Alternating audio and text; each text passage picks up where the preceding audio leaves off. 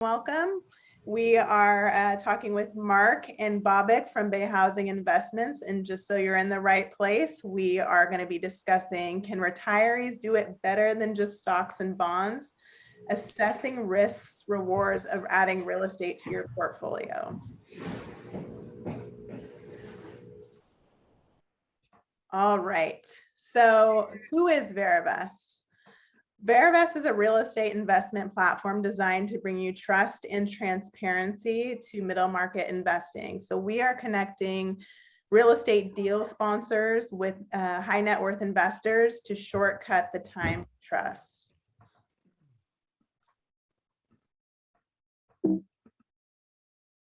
So here we have the sponsor directory. So you can go on to our directory, you can find a sponsor by searching MSAs, or if there's a certain area that you want to invest in, you can look that up. You can also see the background checks of the principals involved in the deals, which is super awesome for the last 7 years. You can also connect directly with a sponsor, as you can see here on the right-hand side, and that is all done throughout our platform. So the verification requirements to be on our platform, we have Verivest Gold and Verivest Verified. So all sponsors at the minimum must have no personal or business bankruptcies, no unfavorable resolved lawsuits, no regulatory sanctions in the past 7 years, no felony or criminal convictions in the past 7 years, and sign the code of conduct. So here we have Bay Housing Investments, and they are the highest level of transparency. They are gold members of our platform. So that means they are having all of their active opportunities monitored on an ongoing basis, and they are proving that they are following the rules of their deals operating agreement. So as you can see on the left-hand side, they are 100% monitored, and they are multifamily for their primary property type. All right, so sponsors can also engage us to verify their track record. So as you can see here, we have the investment, the type of investment, the inception date, and the investment amount. So that means that you don't have to do the research yourself. We do that for you, and we verify all the assets that they have done in the past. I know that was super brief overview of Verivest, but we have Bobik and Mark on the line, so we want to get to their presentation. So I would love to introduce them both. So we have Bobik Tamadon. He is Bay Housing Investments managing partner with over 10 years of real estate investing experience. He is based in San Francisco. He has also been in the former equity and hedge fund investor with apartment strategy, consistently double rent rolls and valuations. So, and fun fact, he's also a musician, which I just found out today as well. All right, Mark Gaunier, I think I'm pronouncing that right. He has also been in the real estate investing world for 10 years. He has executed over 30 single family rentals and fix and flips in both the California and Georgia markets. He is also an avid cyclist and skier living in Northern California with his 16-year-old son, which also I found out today. So without further ado, I will let the experts take it away, and I'll go ahead and stop my share now. Fantastic. So I'll repeat what I just said. Brittany, thank you so much for this opportunity and for the nice introduction.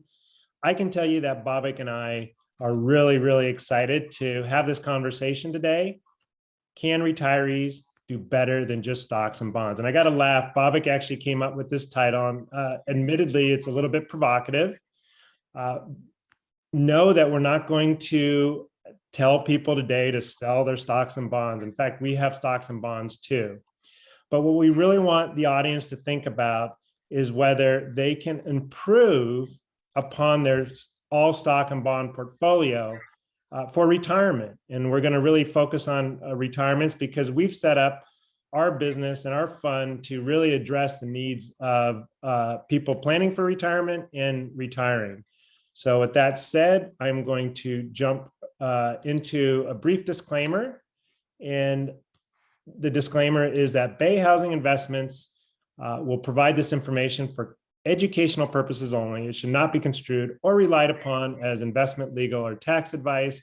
The opinions expressed in this presentation are not investment advice. Please consult with your attorney, investment advisor, or tax advisor to determine any potential investment. All right, so let's get started. And I want to begin by asking audience members to imagine what it means to retire with confidence, okay? It's going to mean something different for everyone, right? And when I think about retirement, I think about the income stream that I have from my current job and projects and how that's going to get translated during retirement into being able to support my lifestyle, right? So one of the questions that I think one has to ask, and one of the questions we're really going to focus on this afternoon is, how do I sustain income during all market conditions, including a downturn, without unduly affecting my principal? So if you think about it, your retirement, from retirement planning to through your retirement, that covers a long time frame, hopefully, right? And so we want to be prepared for all the economic cycles and disruptions that we're going to see over that time period.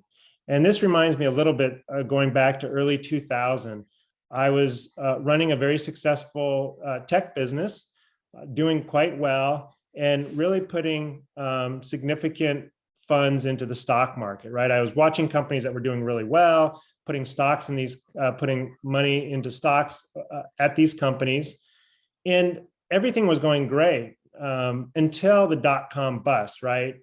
And what that really pointed out was the dramatic drop that the stock market can take, which is out of our control, right? And it got me thinking about really what happens to your principal, because I can vividly remember years later looking at that stock portfolio and still seeing that it wasn't even close. It was still a shadow of what it previously was in regard to what was in that stock portfolio. It had not risen to where it was at its peak. And this was years later. So this really illustrates the point, one of the major points we want to make today, how critical it is to protect your principal.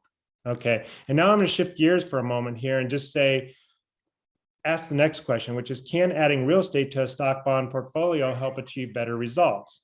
So as you've seen in the introduction, Babak and I are in the real estate business, and it would be easy for us just to say that real estate is a good thing for your stock and bond portfolio. But just like when we acquire properties, we really like to look at the metrics and the data.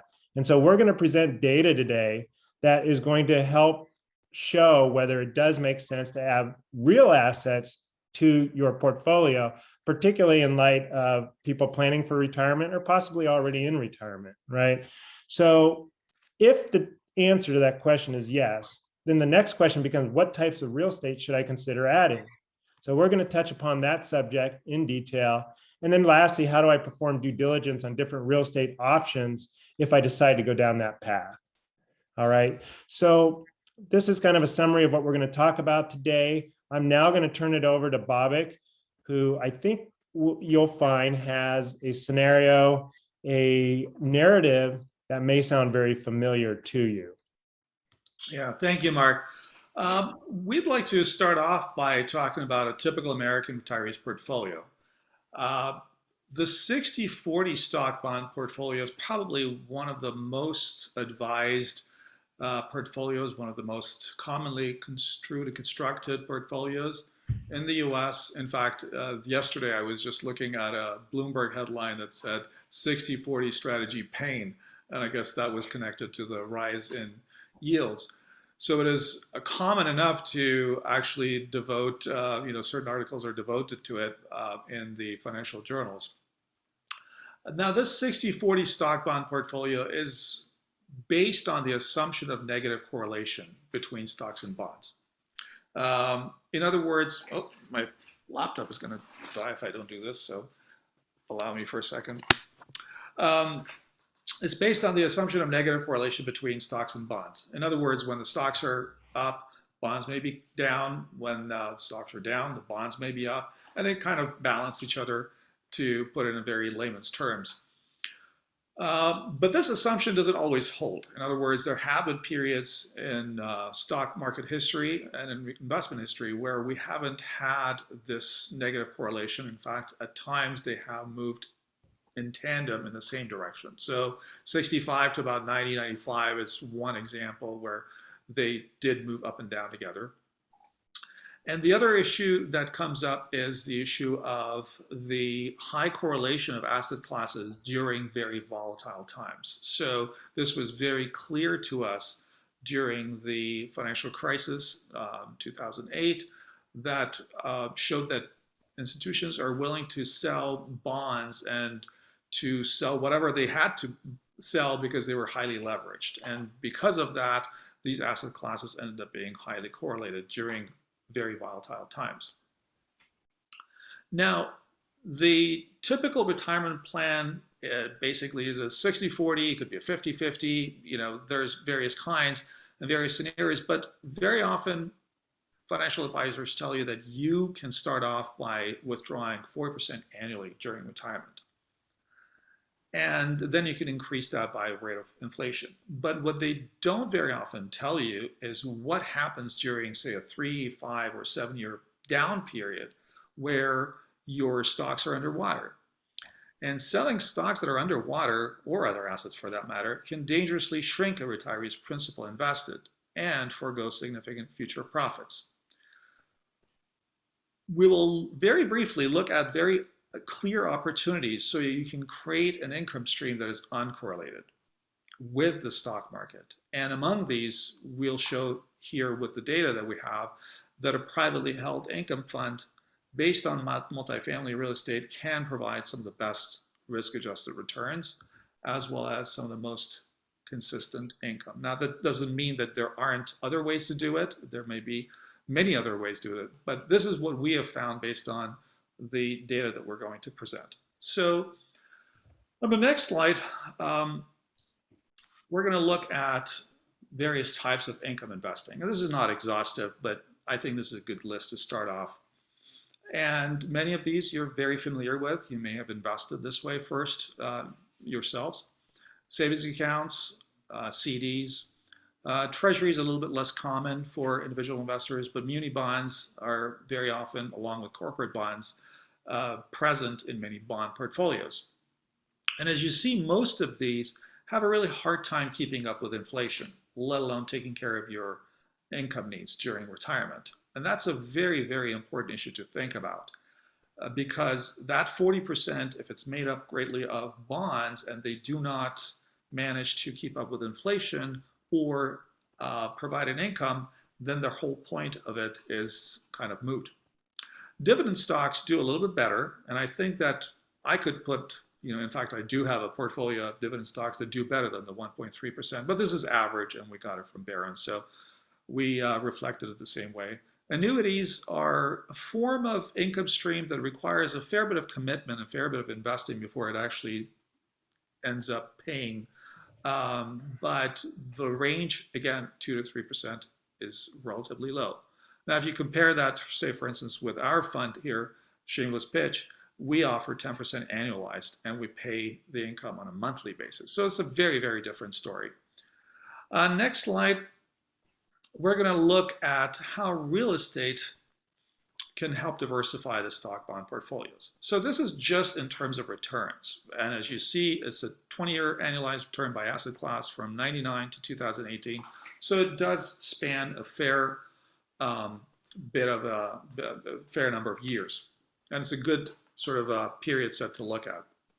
So during this period, we see that REITs offered 9.9%, whereas the S&P offered 5.6%. And the 60-40 portfolio that we were just talking about, which is one of the most common portfolios, offered 5.2%. Now, if real estate can offer higher returns, does that mean you give up on your S&P or your 60-40 portfolio? No, it definitely doesn't. And that's not what we're advising here or opinionating here. The issue is, how do we actually diversify it so that not only do we have decent returns that basically allow us to keep our lifestyle during retirement, but also to diversify and have a clearly different or uncorrelated income stream. So with that, let's take a look at adding some real estate to a traditional portfolio. Now, this is from TIA, CREF, and many of you are familiar with a very sort of massive institution. But this study was done, and the portfolios that were considered were conservative portfolio and aggressive portfolio. So a 40-60 portfolio basically falls somewhere in the middle, right? So 20% stock, 80% bond is very conservative, 80% stock, 20% bond is very aggressive. So if you look at the average returns on the conservative side, you'll see that obviously they do improve from a 6.78 to a 7.02. For that improvement, you don't pay too much in terms of volatility. In other words, your standard deviation does also go down. But remember, this is a very conservative portfolio. It may not be good for a lot of people. In fact, it may be something that a lot of people use at the end of their retirement. Say, for instance, I don't know, when they're 90 or when they're 85. The more aggressive portfolio is an aggressive portfolio that where you haven't started retirement or you're just starting retirement. And this one, you can see that by adding real assets, you do improve on return, but most importantly, you actually do better on the volatility. So the volatility drops from 13.22 to 10.85. So that's the kind of example that you can have in terms of adding real assets. Now, real assets obviously are there are a multitude of them, and there's farmland, there's timberland, but these are harder to access for the individual investors. So Bill Gates, for instance, is one of the largest holders of farmland in the United States, and we're not Bill Gates. So we're going to talk about stuff that is more accessible for the individual investors, one of which is private commercial real estate. So with that, let's go to the next slide. A lot of investors, individual investors specifically, when they hear about real estate, they think, single family home, how could I invest in a single family home? We're not talking about single family homes here at all. What we talk about is primarily commercial, in fact, exclusively commercial properties. And the reason we talk about commercial properties is that these are the ones that are mostly utilized by institutions, and these are the ones that are much better monitored, and these are really asset classes that most investors go into. So we don't consider single family homes here. That's a separate issue, and we're not dealing with that.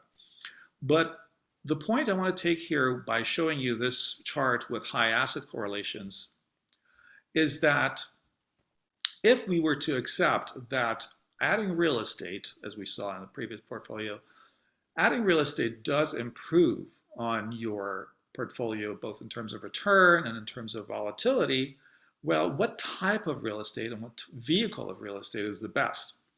And if you look at the correlation between US stocks here and US REITs, which are basically publicly traded, you'll see that it's a 0.53. And if you look at the same thing, US stocks versus private real estate, you'll see that it's a 0.22, which is a much less of a correlation. So by holding private real estate, you're able to avoid much of the ups and downs of the stock market. If you're buying REITs, on the other hand, because they're very liquid and they're very often traded, you will not be able to enjoy that lower level of asset correlation. So with that, I will pass it on to Mark, since we've established that there is a good chance that we could improve on our portfolio with real estate. Now we're going to look at what types of real estate and how we can do the due diligence on that real estate. Fantastic. Thank you, Babak. So as Babak just expressed, we have really put a stake in the ground to suggest that private real estate is a means of taking your stock bond portfolio and being able to reduce some of the volatility of it while also giving you the opportunity to add income. And that are two very important elements when we're talking about planning for retirement. But the question then becomes, what are the right types of real estate that are going to optimize these results? Again, lower volatility and income.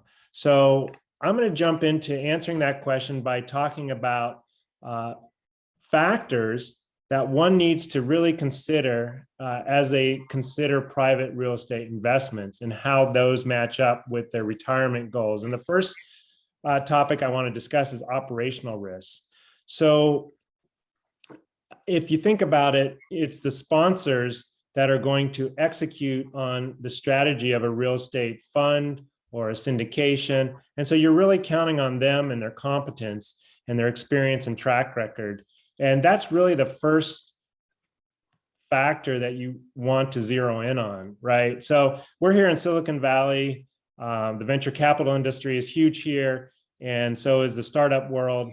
And I can tell you that from that world, when a venture capitalist interviews a founder, they oftentimes will spend very much more time in the beginning getting to know the founder and their track record and their experience. And the reason for that is because the founder may have not picked or chosen the very best product or service to offer. But if they have the right level of competence, the right level of experience, they will pivot and figure out the best market and the best business plan over time. And it's a little bit similar when we talk about real estate. In fact, I can tell you that Bobak and I have bought properties with a particular strategy in mind, and we have changed that strategy once we were started that project, because we found that there was a better strategy that could drive more income and a better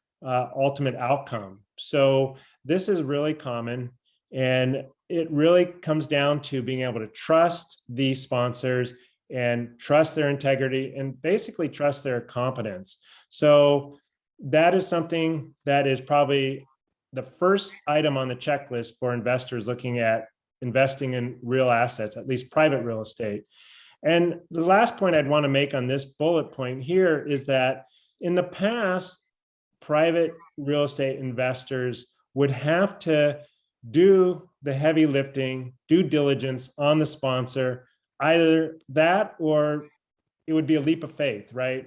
That what this investor is telling me is indeed their track record, their level of experience, and their competence. But we're fortunate, and a plug for Verivest right here, we're fortunate to have Verivest in this platform because they've already done that due diligence for our investors and audited our track record, our experience, and the investors can now be confident that what we say we've done and we will do will be the case. All right. So moving on here, the next factor that is crucial is strategy. And I just made light of strategy and how that can shift depending on the environment. But strategy is a broad spectrum. So on the far end, you have new development. And new development often promises the highest returns, but the problem with new development, or the challenge, is that it also carries the highest risks because the outcome is the most uncertain outcome of any of the strategies that one could deploy. On the other side is value add, and value add is a really loosely used term in the commercial real estate business, and syndicators and fund managers use this frequently. You'll see it used actually all the time, but there's a difference in value add strategies. So many syndications and funds use a cosmetic value add approach where they're making incremental changes that take years to realize. And then on the other side of that spectrum is a value add approach like Bay Housing Investment takes, where we're adding large, rapid growth or forced appreciation by taking an existing building, adding units within the footprint, or bedrooms to existing units, or amenities that are really in high demand by tenants. And so that gives us a lot of confidence and margin that is good for us and our investors. Next, fund or single asset. So this is pretty straightforward. It's like buying a single asset or a fund of assets in a similar industry. The fund advisors will almost always tell you is a safer bet because the risk is spread out over multiple assets. And the same is true with real estate. So I was once a part of a passive real estate investment, and it was a single asset, more commonly known as a syndication. And it went well for the first year or two until it didn't go so well. And there's a couple reasons for that. But one of the reasons was that it was a single asset. And when that asset didn't perform as was originally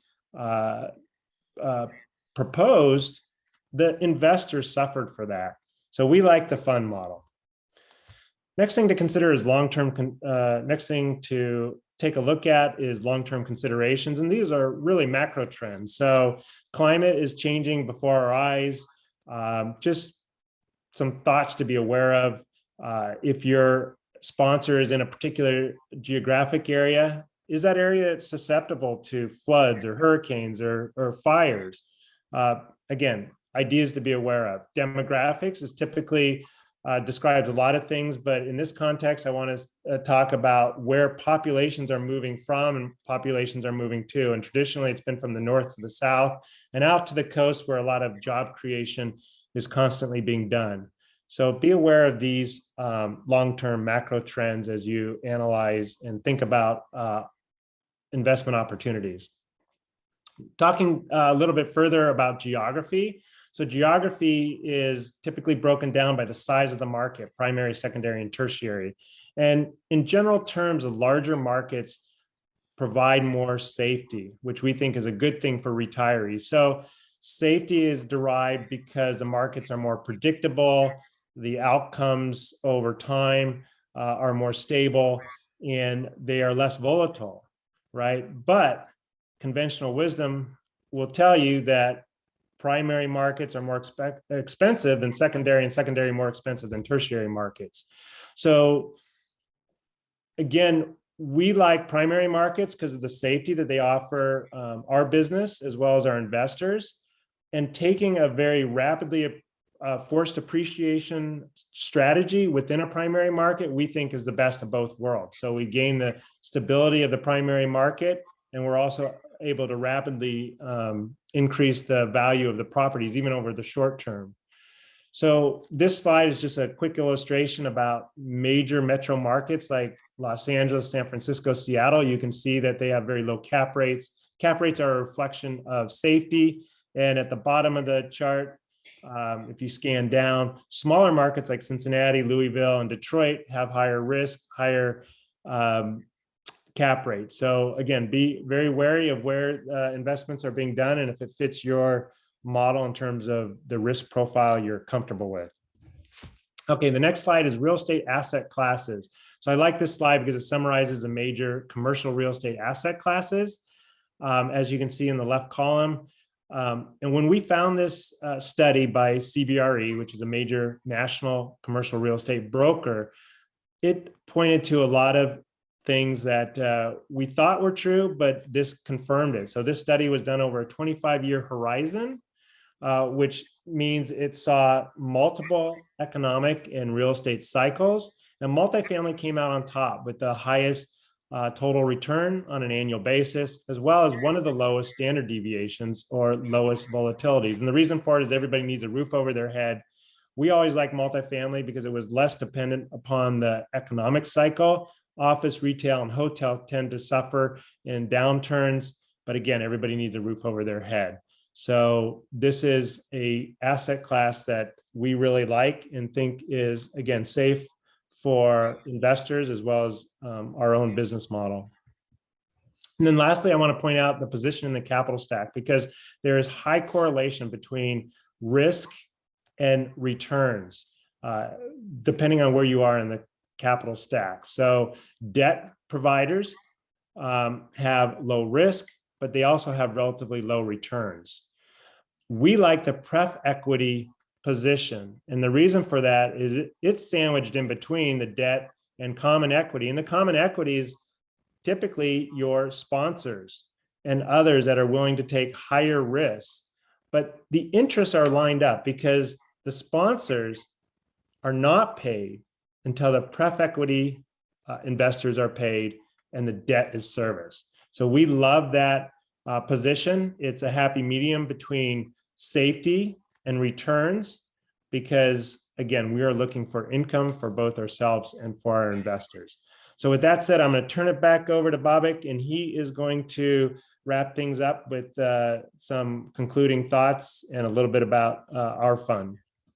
All right, thank you, Mark. In fact, when I was looking at your table there, I was just thinking about the retail sort of side of things, and the fact that and the retail trend has been really downward for almost 20 years now with online shopping. So I don't know how they got those, maybe to 2017, but if you extend it to 2020, I think it'll look very different.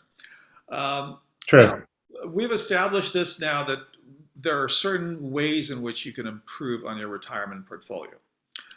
We also went a little bit further by saying that commercial real estate is probably one of the best ways to improve on your retirement portfolio, or maybe I should say one of the most accessible to an individual investor to improve on a retirement portfolio.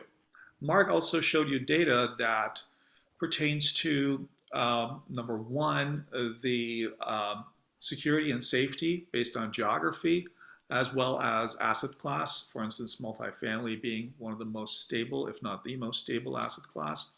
So if you really wrap this up in one conclusion, I think we could say again that we've shown that a privately held income fund based on multifamily real estate can provide some of the best risk-adjusted returns, as well as one of the most consistent income streams. So for instance, industrial is very powerful, and I love industrial. And I'll asked one of my friends who is a sponsor in the industrial sector to invest some of my own money. But I know for a fact that industrial doesn't provide the same consistent income stream, even though it has a very, very high yield. So things that now the retiree must consider, aside from the fact that we have a privately held income fund based on multifamily real estate being a good vehicle, the questions that have to matter to a retiree are, one, does this particular fund meet my income needs? In other words, do I get the yield or the return percentage that I need for my lifestyle? It has to be customized, obviously. It has to be particular to your needs. If it is low, say for instance, if it's a 3-4%, it probably will not be able to answer to many retirees' income needs during retirement. The other question is distribution frequency. For instance, many bonds offer you biannual payments. So every 6 months they pay you, your interest. That may not work very well. Many funds or syndications may offer you, quarterly or even biannually. So again, these are issues that come up when you have a monthly payment to make, and the distribution frequency does matter. Then there's the issue of consistency of distribution. Is it that one quarter you're earning 1%, another quarter you're earning 9%, or sometimes you're earning nothing and then you have suddenly a windfall? That consistency, again, works its way into considerations for a retiree. The time horizon, or the lockup period, if you will, is the period that you have to have your investment in a fund or in a syndication or in any investment vehicle in order to be able to reap the rewards. And if that period is too long, say 5 to 10 years, sometimes that causes problems. What if you have a sudden medical need, for instance? Or what if you have to transition into a long-term care, or say, for instance, not yourself, but one of the members of your family requires long-term care? These are massive outlays of capital very often compared to a portfolio, and that's why having the money locked up for very long periods of time can cause many problems for retirees.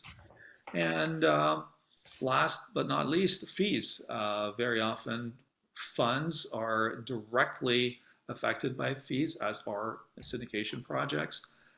Sponsors very often charge acquisition fees, disposition fees, asset management fees, property management fees. The list goes on and on. So that's, again, something that can really eat into your income, and that's something you should be considering. All right, I should say last slide here basically talks about how our fund has managed to pull together most of these strands, these threads that we just talked about, and to offer a more or less unique, I think, solution to people who need consistent lower risk income that has a higher yield. So the way we have set it up is that first and foremost, the geographical focus is San Francisco Bay Area, which has always seen its ups and downs. But if you look at the volatility, for instance, in pricing of multifamily, you'll see that that volatility doesn't compare to, say, an area like Las Vegas or Cincinnati or Detroit or even areas in Texas, for instance, that we've looked at in the past. So much lower volatility in terms of pricing, as well as always a lower, if you will, floor on the rents. And this floor on the rents is really a function of the undersupply of housing in California, and specifically in a high demand area like the San Francisco Bay Area. The annual yield, we basically set it up as 10%, which is very competitive. But what is interesting about this is that we do not vary this yield. Basically, we will pay this every month, 10% from the first month. And that's something that, again, not too many investment opportunities are offering at this point, that monthly payment. And I think that we could basically say that this is very much geared towards retirees' income needs. Fees, this is a little bit surprising to most people, but we do not charge any fees. So 0% on the fees. And the reason we don't charge any fees is that we feel that by adding that portfolio, we are benefiting enough. We feel that we don't need to charge those fees that other sponsors are charging, simply because we add so much value to the properties that by the time we add it to our portfolio, we have made our money. So we don't need to ask for extra fees. In terms of projected term of lockup, basically how long you have to invest, we have figured the fund such that we have to return all of your principal within 3 years. So that's something that is our promise to you, and obviously is in our funds program.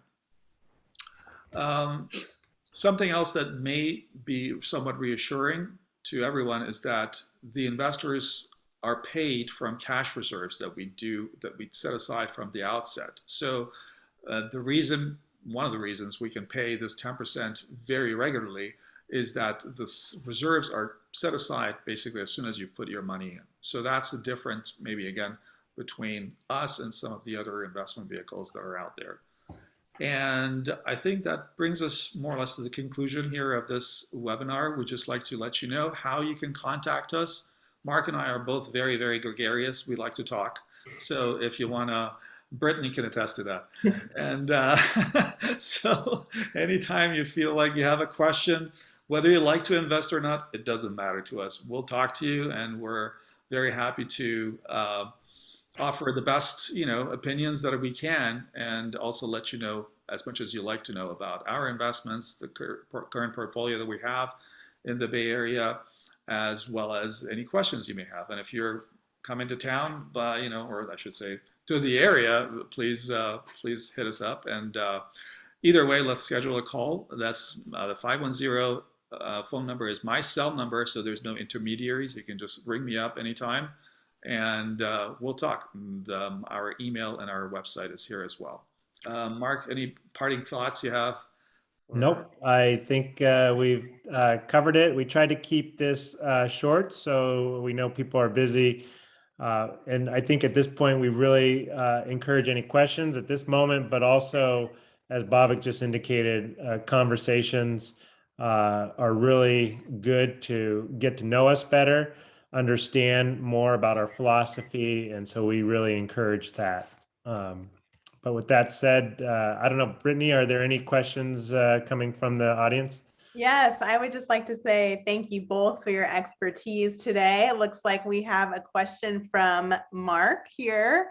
With the 10% return paid monthly, is there any additional equity potential for investors if when a property in the fund is sold? Also, how many months of reserves is held in the fund to pay investors? That's a very good question. I'll answer both of them very briefly. We basically hold 1 year of reserves for the payment. We have looked at holding on 2 years of reserves, but that seems to be, for the most part, really not necessary. Many of our projects are done within 1 year, but then we give the investor the opportunity to reinvest, basically, so that they can keep their money working throughout.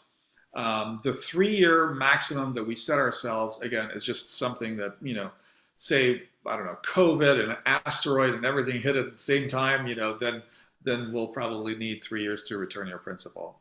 As far as equity goes, no, unfortunately, we cannot offer equity at this point because, again, the way this has been set up is that we charge no fees up front. So we take on all the risks in terms of whether the project does very well, not so well, mediocre, whatever it may be. We're not going to charge you upfront fees, and therefore we will not be able to share equity. In the future, we may be able to offer a different vehicle that also shares more of the equity, but this fund particularly is not set up to share equity.